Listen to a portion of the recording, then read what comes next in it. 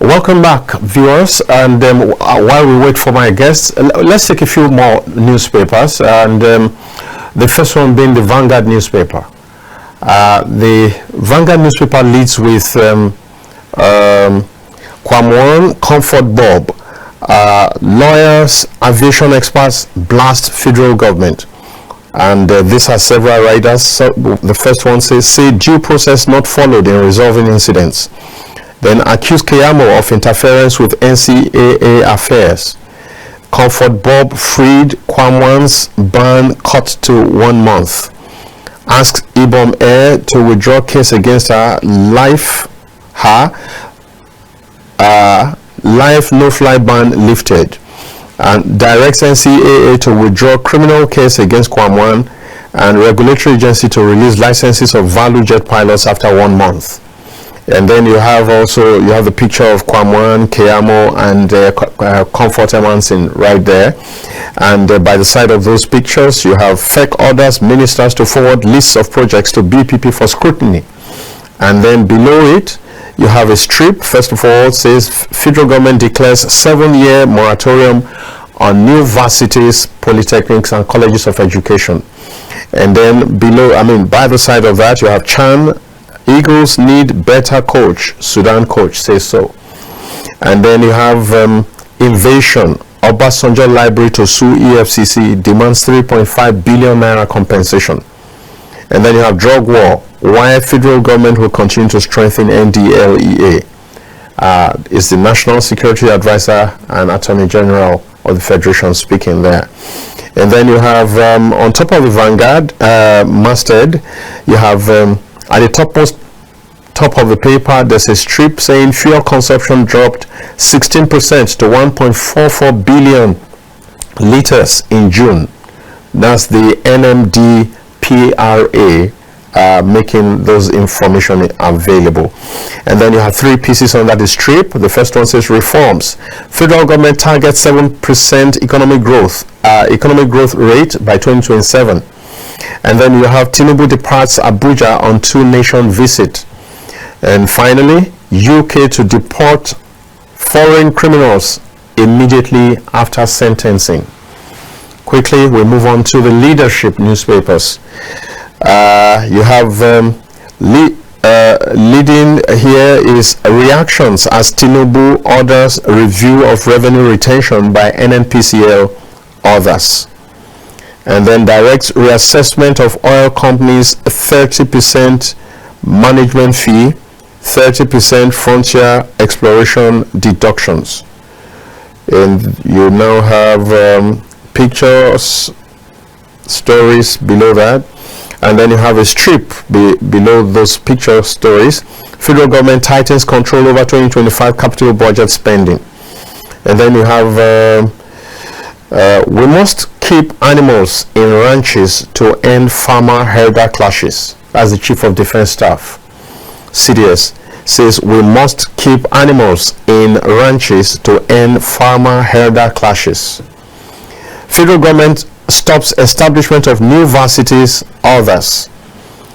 PDP demands 100% loyalty, warns against anti-party activities. And then you have JAM to screen over 500 underage candidates September. And you have this strip, 1,500 escaped inmates recaptured in 15 years, over 7,200 still at large. Wow. And then you have peace sustained in Niger Delta by armed forces helped us meet revenue target. Federal Inland Revenue Service says so. And on top of the master of the leadership, you have I'm still in pain. Freed Ibom Air passenger Emanson says. And then you have the rider K1's ban reduced. Emanson released after Keyamo's intervention. And freed lady offered 500,000 naira job. And then Tinubu names Odion Rabiu as FCCPC executive commissioners. And that's it. And finally now, this is finally the Daily Sun. The Daily Sun leads with Ondo, Edo, Bauchi, Ebonyi, Taraba top Lassa fever chart. With the rider, NCDC asks states to strengthen community engagement. And then you have pictures, stories there. Yeah, and then under the picture story you have where rebranding Daikon to boost indigenous military. What's this now?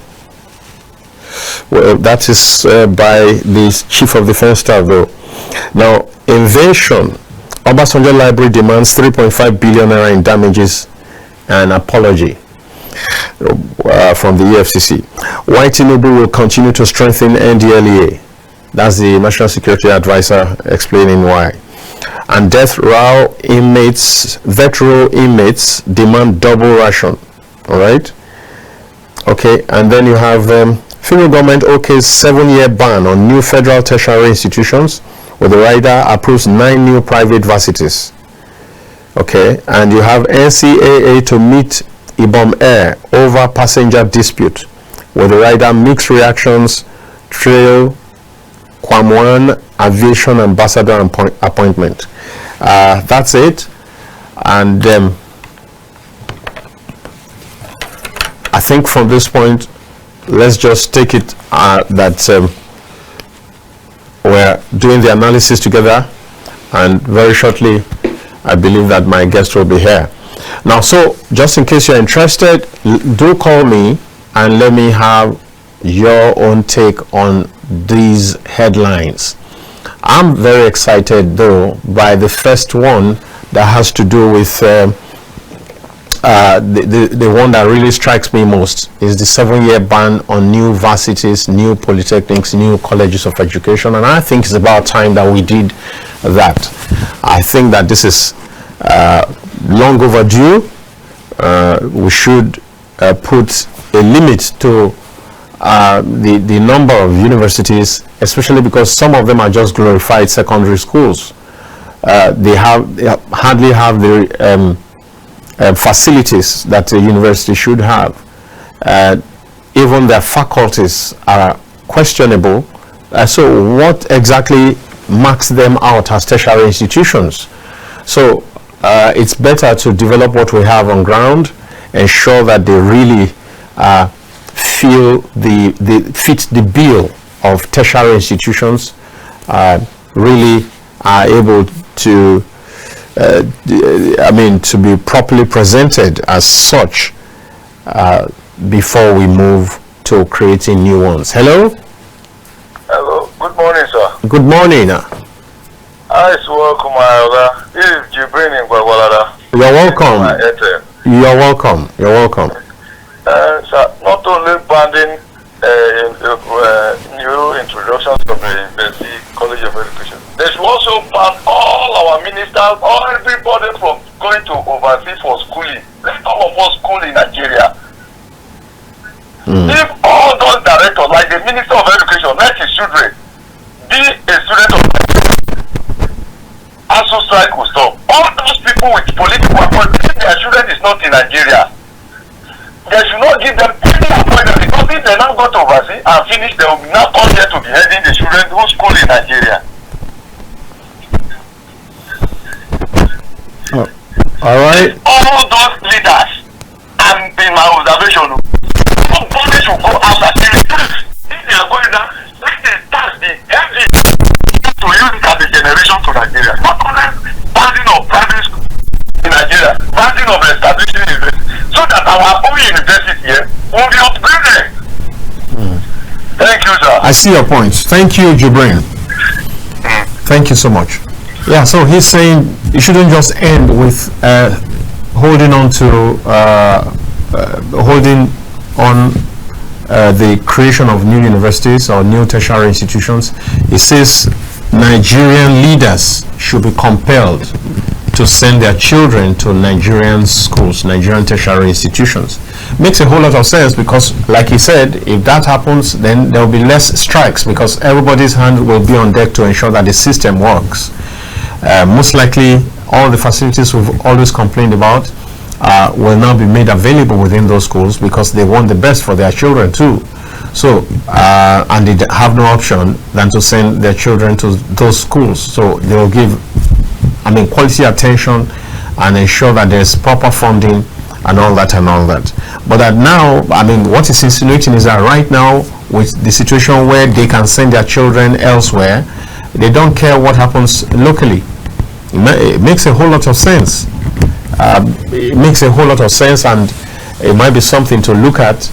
And first of all, there's a huge, I mean, many benefits from that, because what it will mean is that forex will, I mean, the pressure on our forex will also reduce. You won't have people looking for forex because they want to go for education, they want to go for schooling and all that and all that. All that will suddenly not be needed. Well, I doubt whether the people concerned, the people who need to take such a decision, will be excited by this. But if anybody, any Nigerian sits down to think about it, it makes a whole lot of sense. Yeah, to me, it makes a whole lot of sense.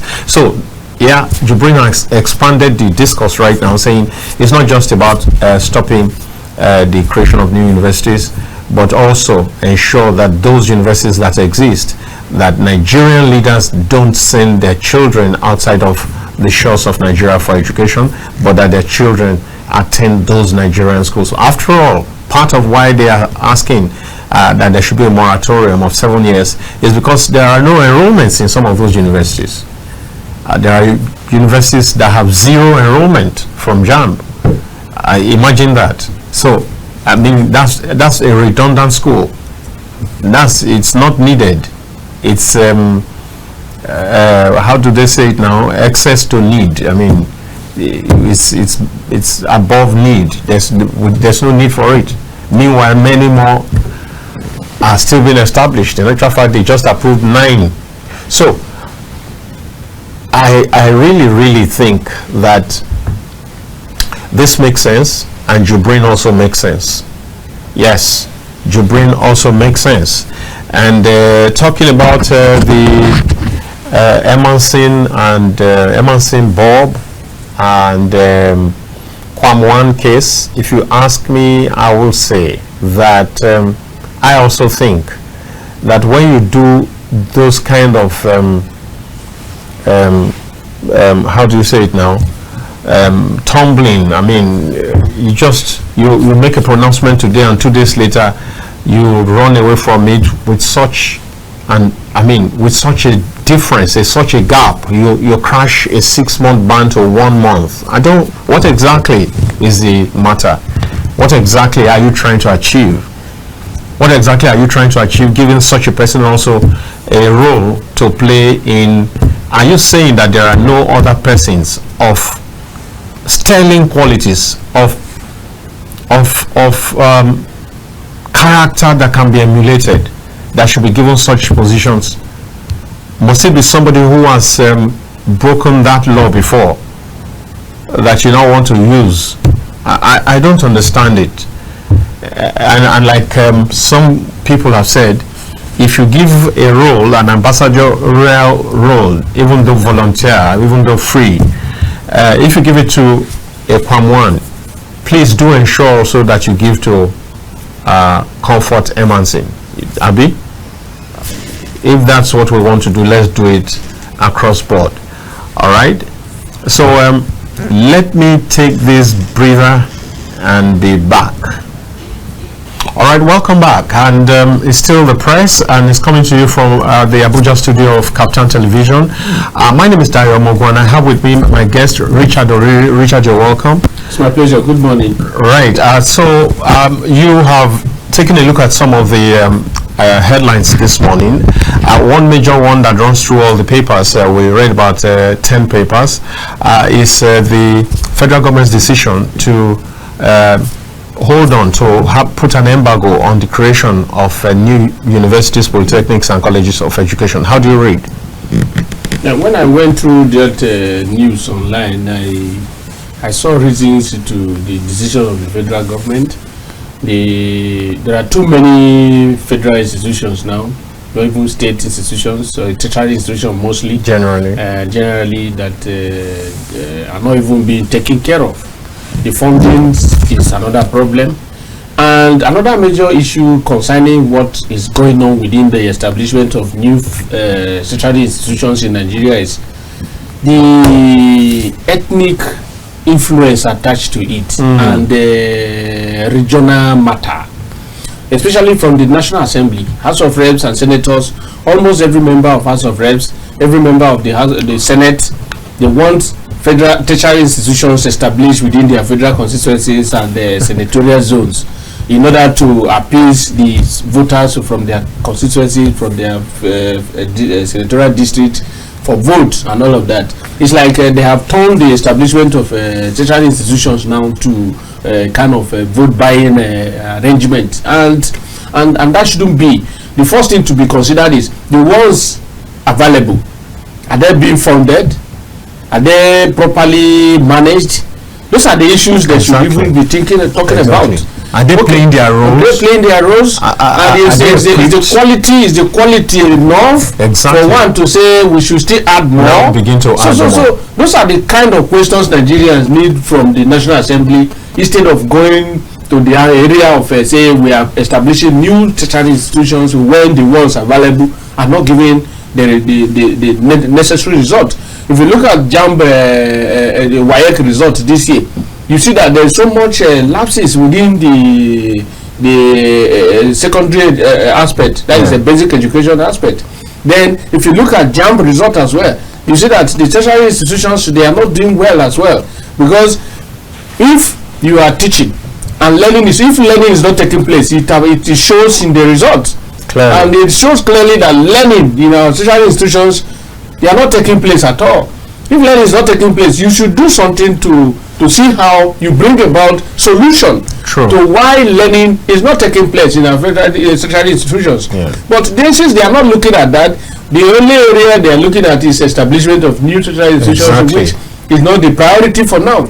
Because the major priority should be centered on how we will have results. Exactly. There is no result presently. No. There is no result presently. So I think the decision of the federal government is a welcome development. It makes a whole lot of sense. Yeah, and this is a call now for every one of them in the decision-making body of government today to come back to the drawing board and see what they can do to effectively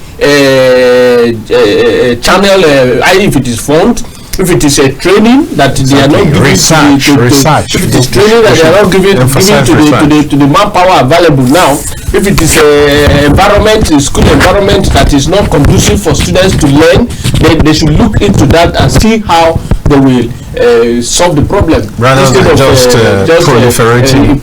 In fact, scattering the tertiary institutions all over everywhere. In every community now, they want a federal college of education, federal this to be established. It makes a mess of the entire thing. They are just looking at the areas where their power is and where they can make resources from. You understand? So, and why the basic is nothing to talk about. The basic is a primary, secondary, and we are not having it right in that area. So they should look into all of these things holistically and see how Nigeria education system will be. And we do know that once there's a problem with the foundation, the building cannot stand. It can never stand. Yeah. And that's why we're having poor results every time. Yeah. It wasn't like this before. When public schools in Nigeria were public schools, exactly, you see quality education. You understand? In those days, my uncle Simon, they may not go beyond primary 6. Primary 6. That's what I want to tell you. My uncle, primary 6 level.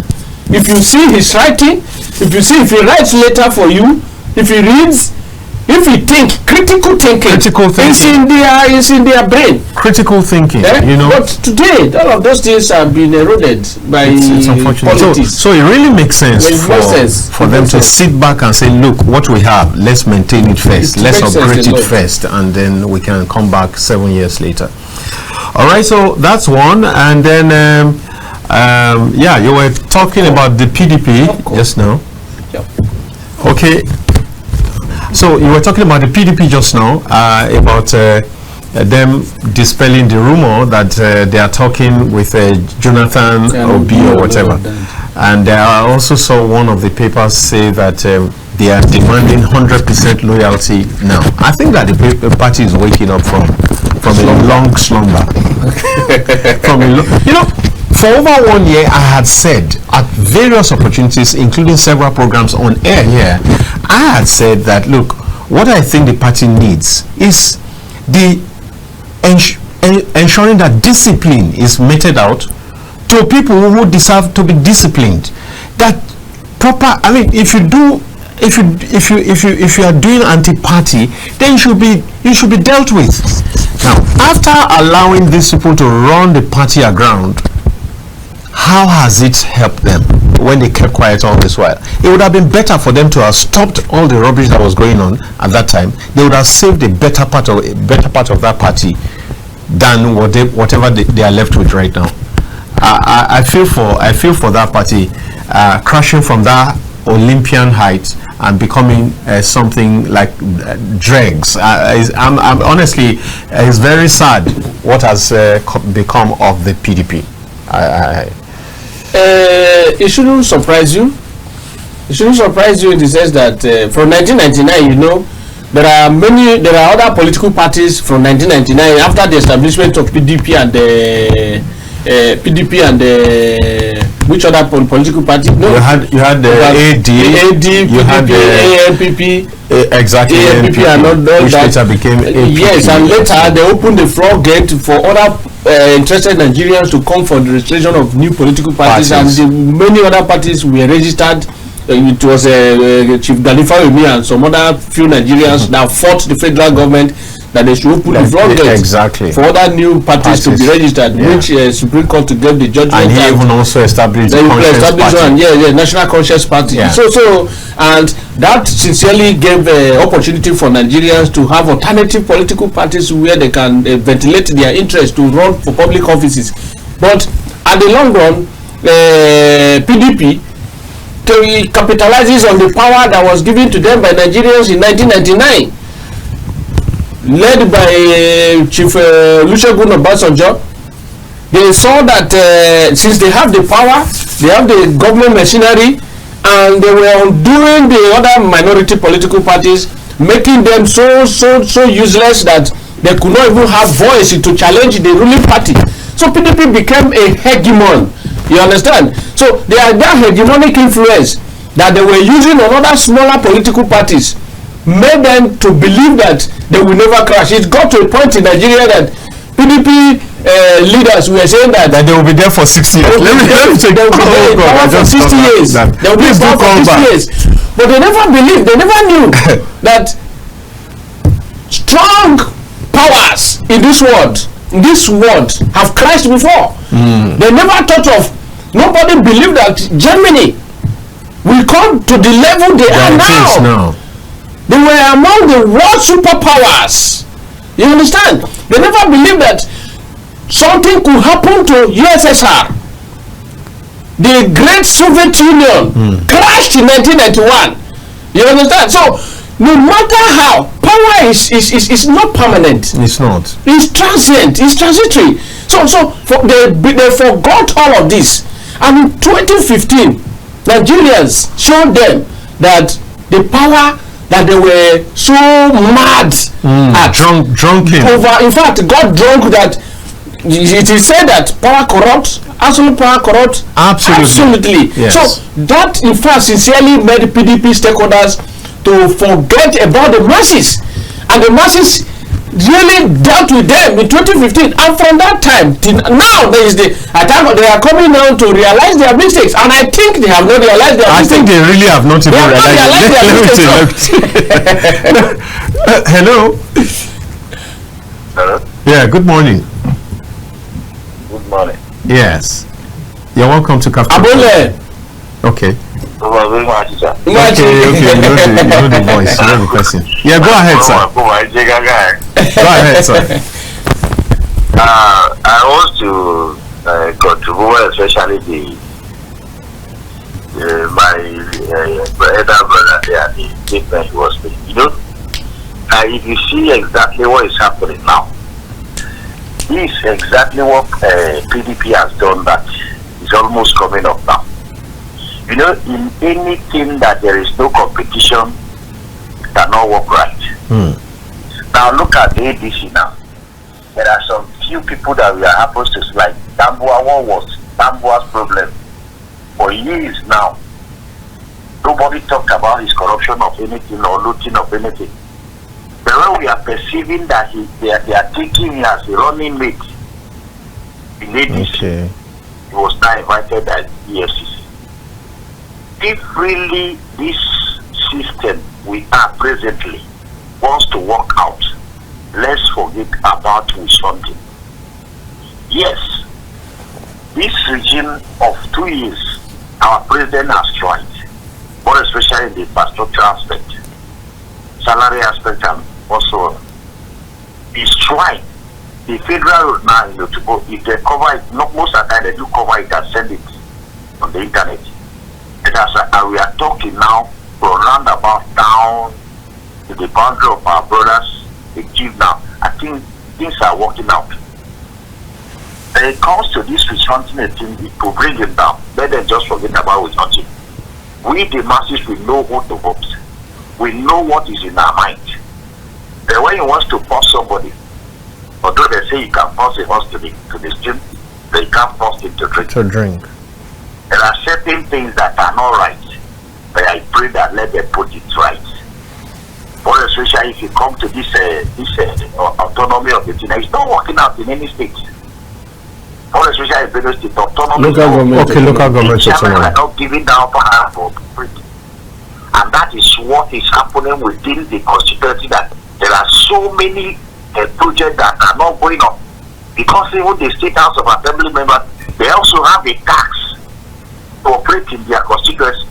They are not doing anything, they are not doing coverage, they are not doing conflict that is not up to half a kilo or quarter of a kilo, and which is their right.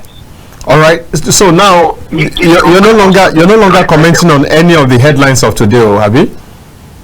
It's just because of the way you are. What is? I was listening to you. They just brought light. Oh, okay. The aspect of the PTB, what they have been doing when they have power, makes them to calm down. Yeah. You know, when God places you on a particular position and see that and you misuse by it, your force or by your power that you think you are going to remain there, God will humble you. That is what exactly. Bring it down. Yeah. So this government should try and put this right. Thank you very much. Thank you, sir. Thank you, sir. Yes, thank you. So honestly, you were saying that you don't think that they have even still woken up. They have not woken up. And if they will realize their mistake on time, PDP is the only opposition party in Nigeria presently, because the rest of that political, even the ADC, the Labour Party, they are running on individual basis. They are not running as a party, as a party that work as a team. PDP is the only established party that have structures down to world level, and that is why when some of the members of the PDP, they are leaving the party to ADC, they will say PDP structure in this world, in this local government, defect to ADC, to see that, to tell Nigerians that the structure of PDP, they are the one moving to ADC.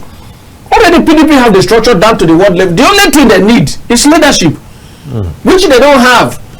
And if they can realize their mistake and put ego aside, put pride aside, don't get drunk with power, then you will see, once they place justice ahead of everything, make every member of the party to be equal. I want a member of the party of PDP, but they don't listen to even advice from other smaller members. Smaller members, I call them, because those that don't have fund to fund the party, you are just a spectator. During party campaigns, they give you posters, they give you cap to wear and popularize the party. They bring a truck, all of you will be inside playing drums and popularizing the party. That is spectators activity role. Then the gladiators, who are the ones funding the party, taking decisions inside their room, who become candidates of party, not the members of the political parties, taking decision of who should run the election on their behalf. That is where they got it wrong. And no one was listening to advice. And even those that were sent to go and manage public office were not even giving leadership, they were not giving governance to the people. Hello? Your TV set is too loud. Okay. Yeah, hearing me now. Yes. It's better now. Somehow better, but you can still bring it down. Yes, I'm moving from Oriri. I'm from Oriri. Okay, go on. Please, tune down still. It's echoing. With weekend in PDP will not go anywhere. Okay. If you want to go to somewhere, they're supposed to expel Wiki from the party. With Wiki, PDP cannot go anywhere. Okay. They should stop deceiving themselves. Thank you very much. Very short and sharp. He says with Wiki in the PDP cannot go anywhere. Yeah, I think that's his recommendation or suggestion. Wiki should be expelled. He said party cannot be run by one person. Exactly. Wiki is just an individual. Exactly. And he's playing the role he's playing because he's funding the party. That is the area I was talking about. We have gladiators, we have spectators in every political party. We have the gladiators are the ones who funding the party. Among all the gladiators within the PDP, who have the mindset, the mind to fund the party, like Wiki. That is why he's having control. That's why he's having the hegemonic influence among every other person in the party. So the same thing applicable to other political parties. Even the other parties they are running to. Now the ABC they are running to is Atiku and few other persons that are funding the party. They are the main gladiators in the party funding it. So they will equally still decide who get the ticket. You get it. So those of them who form parties, they take decisions, they take the direction of the party is being managed, dictated by them. So it's applicable to all political parties. But when you place the interests of members of the party ahead of all this personal thinking, that is where you see party being directed in a way and manner that the ideology of the party can be implemented.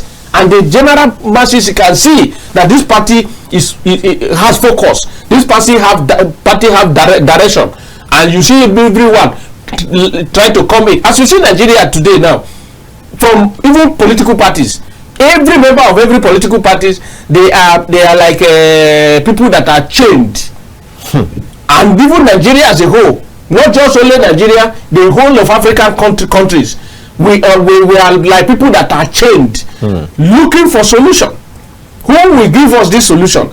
Now in the general political scene, you see, most Nigerians are saying we want to be. Others are saying it should be Atiku. Meaning they are looking for somebody that can provide solution. And that is why it's good to be good. It's why it's very good for one to project himself or herself in a way and manner that if they are looking for who can provide solution, they will point at you. This person. As it is now, Nigerians are not comfortable with almost everyone presenting themselves for leadership. So it's applicable to even political parties. Those who are even running the affairs of the party now are both at the state level, local government, and even the national level. From ADC to Labour Party to APC to every other political party. Who can you trust? And those who are even ventilating interest to say they want to run for public office, who among them will you say, okay, I've seen what Nigerians need is fresh brain. Those that have not been tested at all before. Not recycled ones. Not recycled ones. You understand? These ones are recycled politicians that they have. If you look at them clearly, you will see most of them from governor they have tested them again to be ministers. From governor they have tested again to be senators. Some have even become Senate president. Okay, now Akpabio was governor. He became a minister. Now he's the Senate president. Are we having things different? Those are questions they should be asking. We need fresh brain, and we have them in abundance in Nigeria. Wike is just an individual, like the last caller said.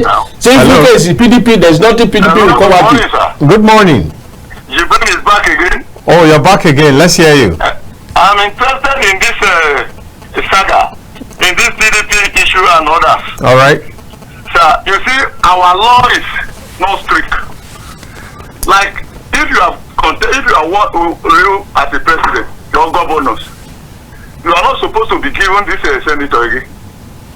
You know, they are recycling it on themselves. So, let us go back to this PDP issue. Like now, what Jonathan has on the ground, the plan that Jonathan put in place, this fuel subsidies removal. Jonathan removed it in 2012. Yeah. The same thing, the people came. You know, they frustrated him. Very sad. A lot of things that Jonathan put in place to execute, that is what Tinubu is trying to follow. So, again, those people that are moving out of the party, if the thing is not favor them, if it didn't favor them because the policy that is on the ground is not going to favor them, and they will now look another way to corner to frustrate the effort of the president. That is what they did to Jonathan.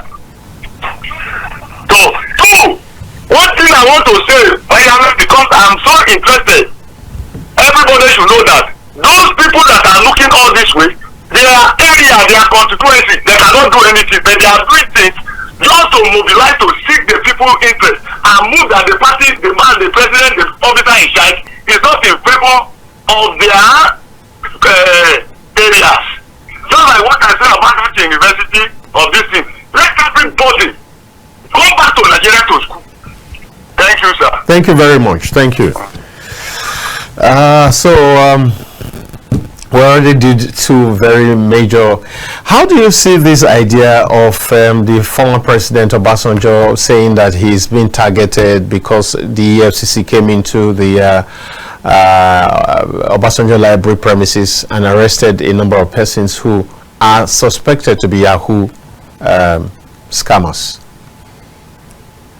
The problem with Nigeria generally is that once you have occupied one sensitive office that the masses entrusted in your hand before, and after leaving office, you see yourself as God that should not be touched again. We have seen cases of presidents in other countries of the world that have been jailed for not doing the right thing when they occupied public office. Why will Nigeria be different? From 1999 to date, no ex-president in Nigeria have been questioned seriously for mismanagement of public funds. And this library, they went there, the EFCC went there for based on information. Sure. That there are Yahoo people around there, they're operating. And that was what took them there. Not that they went to investigate that particular national library. It's supposed to have been investigated by EFCC. For how many years? For how long? Okay, is that property Obasanjo's property? It belongs to Nigeria. It's federal government property.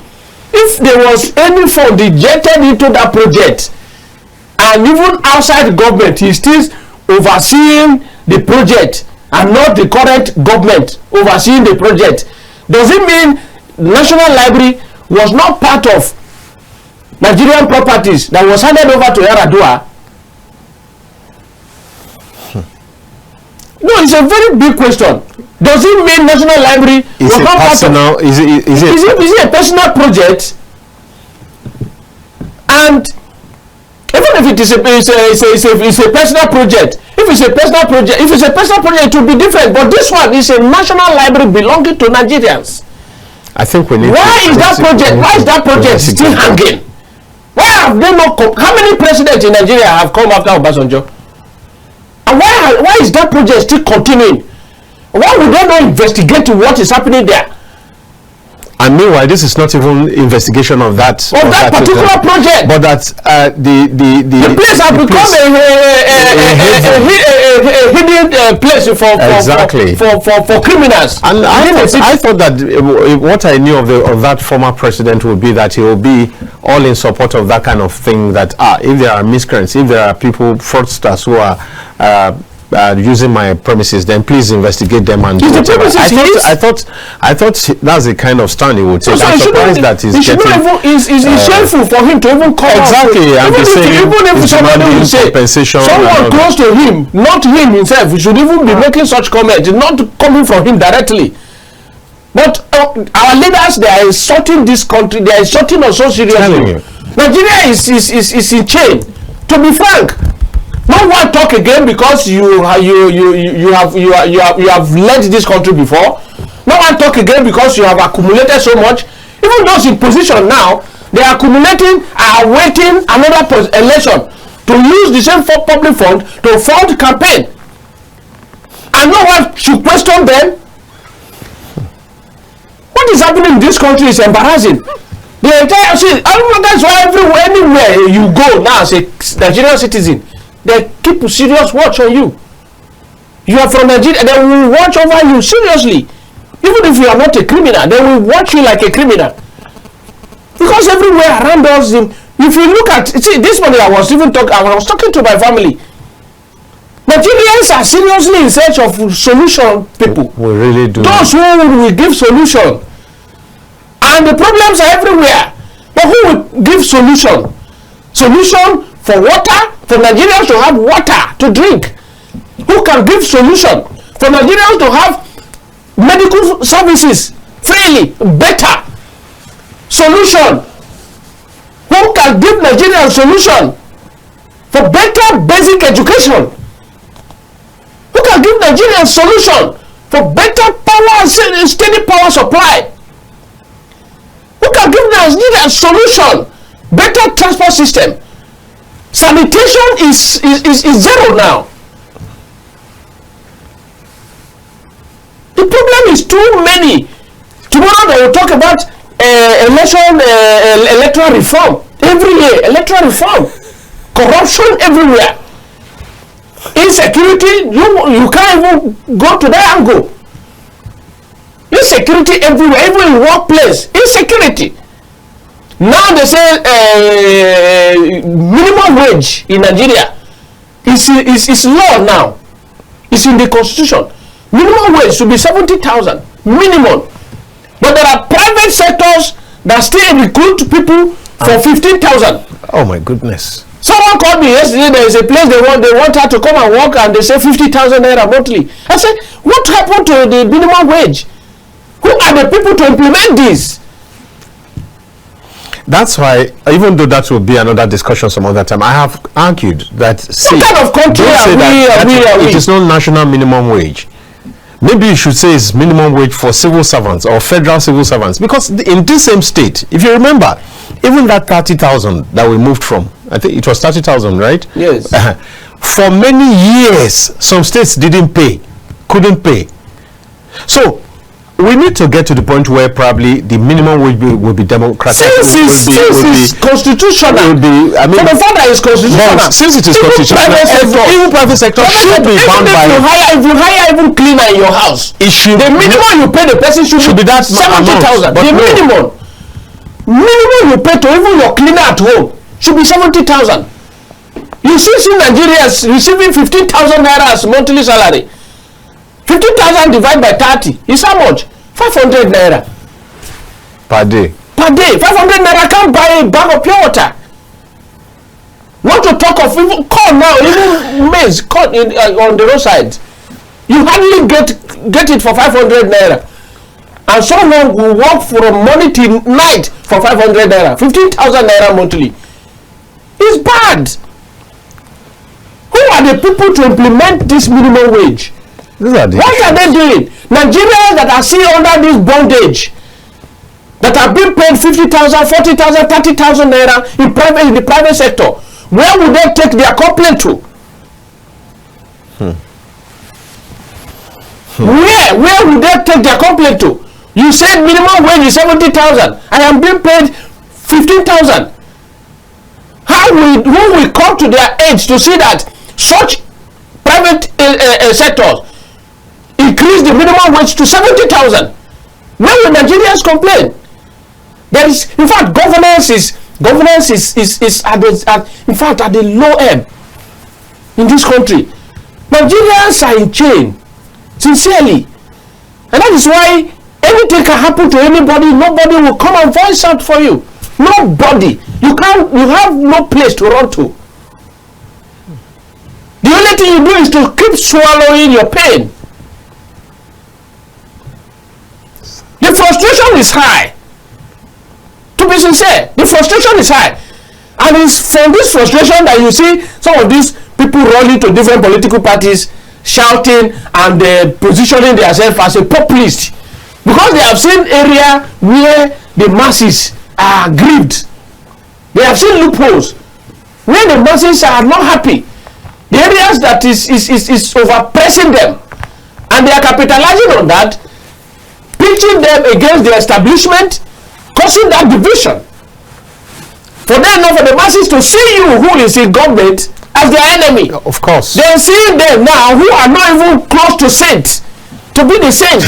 Instead of me voting for this person in government, why don't I? Let me just choose this one. Yes. That is near zero as well. But I prefer this one now than this one that is causing me frustration. You understand? It's unfortunate. This frustration, the aggression is coming from this angle. Frustration, aggression theory, I used to say it. You understand? Now it has caused Nigerians so much psychological tension. And the tension is so high that they are looking for where to ventilate it. If your hand cannot get to the person causing you that pain, the frustration, you will look for a soft target. We're going to look for a soft target. Well, we're going to have to call the. And that is why some states. Since these bandits can't have access to those in government that they see that they are causing them this pain, they go to communities where the people are helpless. And once they kill, they'll say there's insecurity in the state. It's so sad. And the blame goes to the governor. The blame goes to the local government chairman where these things are happening. But the brunt, the real suffering, the physical effect goes to the ordinary people. It's very sad. It's very sad. And that is the soft target. That is the soft target. We just must go. That's the soft target. It's a problem, very big problem in Nigeria. It's a you see the whole governor, local government chairman going to negotiate with bandits when they have strategies on how to blend governance with security. If you have strategies to blend governance with security, there is no how you will not tackle insecurity. That's it. Governance is the whole thing. Richard is getting really.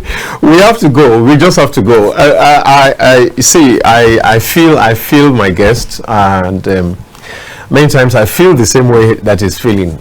But we'll keep talking. We'll keep expressing our opinions. I also have an opinion program in the evening on matters arising. You can hear my opinions too on national matters. Please do join us then. But right now we need to bring this to a close, and I'll be right back here too for the polity. I invite you to join me on the polity, and we take some other issues as well. But I must say thank you to Richard. It's my pleasure. Thank you very much. Thank you very much. Thank you. And thank you, my production team. Thank you, dear viewers, for staying tuned to Kaftan TV. And thank you for telling them, as I always ask you to, that this is the best TV station in Nigeria. And they should not miss out. Because if they miss Kaftan TV, they're missing so much. Yes. My name is Dayo Omogo. It's bye for now.